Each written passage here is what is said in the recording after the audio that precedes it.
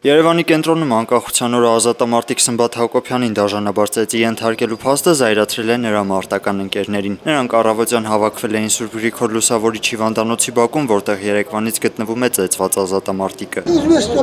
Մարտական ընկերներին մենք ինքնադատաստան ենթարկելու իրավունք ունենք։ Միտե կարելի է մարդուն ոչինչ չանելու համար այդ աշճանի ստորաբար ծեծել։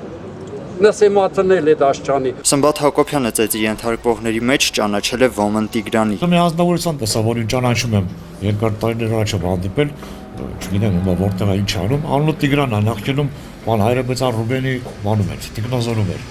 Այդ Տիգրանը ձեռքը գցեց այս վզովը սպռնուց, ասաց այո մա կբացատրենք քեզ ինչ ենք անում, ու սկսեցին 4 կողմից հարվածներ տեղալ։ Ոստիկանության հաղորդմամբ ծեծի մասնակցելու կասկածանքով բերման է ենթարկվել Տիգրան անունով մի երիտասարդ։ Իսկ արդյոք խնդիրներ ունի ազատամարտիկը Ռուբեն Հայրապետյանի հետ։ Ես Հայրապետյան Ռուբենի անձնական որևէ խնդիր չունեմ, որևէ տալու առնելու բան չունենք իրար, ասենց ուղղակի ասեմ, որևէ վիճաբանություն մեր մեջ չի եղել, բացառությամբ որ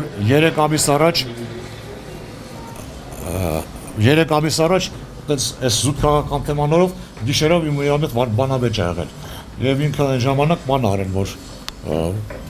սպասի կտեսնես։ Իր հերթին Ռուբեն Հայրապետյանը լրատվական կայքերից մեկին տված հարցազրույցում ծեծի հետ իր առնչությունը համարել է զրպարտանք, իսկ Սմբատ Հակոբյանին հայտնի խաբեբայ է անվանել։ Ծեծը տեղի էր ունեցել բողոքի երթից անմիջապես հետո։